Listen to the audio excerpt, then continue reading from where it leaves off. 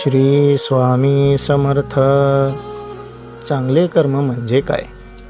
श्री स्वामी समर्थ.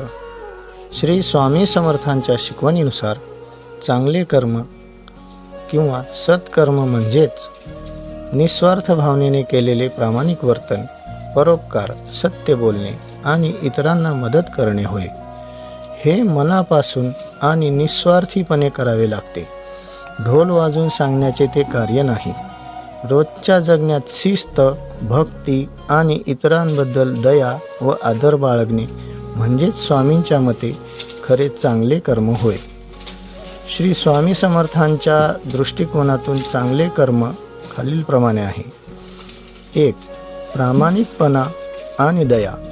आपले काम प्रामाणिकपणे करणे आणि इतरांबद्दल दया, प्रेम व आदर बाळगणे. 2. निस्वार्थ सेवा. कोणत्याही बदल्याच्या अपेक्षेशिवाय निस्वार्थ भावनेने गरजूंना मदत करणे. 3. शिस्त आणि भक्ती. दैनंदिन जीवनात शिस्त पाळणे आणि मनापासून देवाचे, गुरूंचे स्मरण करणे. 4. परोपकार. स्वतःच्या पलीकडे जाऊन समाजासाठी आणि इतरांच्या सुखासाठी कार्य करणे. 5. सत्यवर्तन. मन, वाणी आणि कृतीने खोटे न बोलता सरळ मार्गाने चालणे.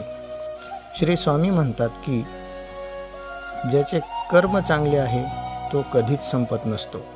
सत्कर्मी माणसाला जीवनात अडचणी आल्या तरी त्या सोडवण्याची शक्ती त्यांना मिळते, कारण सत्कर्म हेच माणसाला अडचणीतून बाहेर काढते. थोडक्यात सांगायचे तर मनाची शुद्धी ठेवून आणि समोरच्या व्यक्तीचे भले व्हावे या उद्देशाने केलेले कोणतेही कार्य म्हणजे चांगले कर्म होय. श्री स्वामी समर्थ. श्री स्वामी समर्थ. श्री स्वामी समर्थ.